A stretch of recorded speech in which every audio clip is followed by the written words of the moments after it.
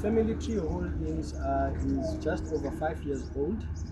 It's an enterprise development platform specializing in training or skills development, access to market support, infrastructure support, and compliance support.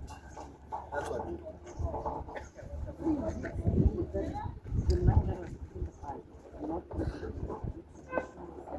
your inventing the whole thing.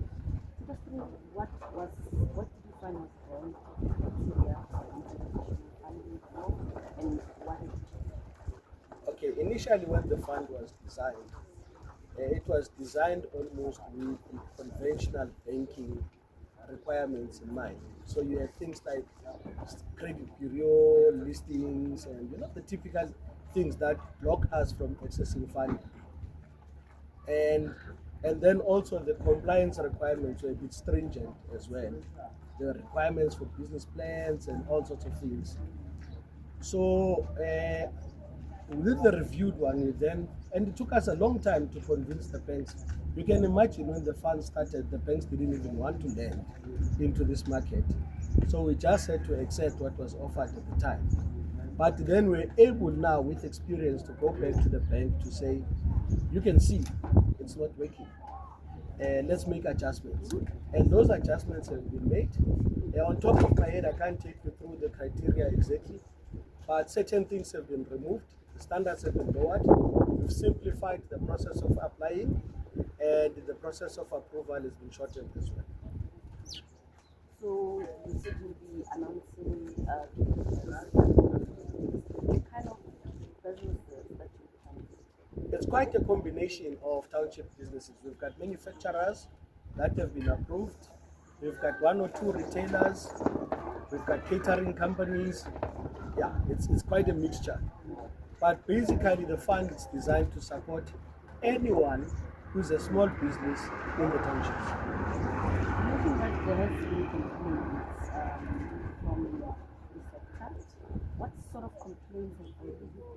Okay, the biggest complaint that we've picked up has been an expectation that people were going to receive stock.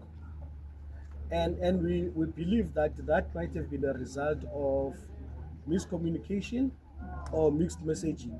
So, as they say, we do take fault. Family Tree Holdings works with over 22 business associations across the province. And at times, communication is done through associations. So, the broken telephone story. So, at times, by the time the message reaches the intended recipient, it has changed. And then that creates an expectation gap. So, that's one of the challenges that we've noticed. And then there's other administrative sort of challenges. And the truth is that people have been waiting for a very long time to be funded. And now you can imagine when we go through all these administrative hurdles and all of that, people will tend to be impatient and agitated because they don't have time anymore to wait. And we acknowledge that. And that's why we changed the process to try and fast track it as well. And then maybe the last one was an expectation that the fund was going to be a grant. And when the fund is announced as a loan.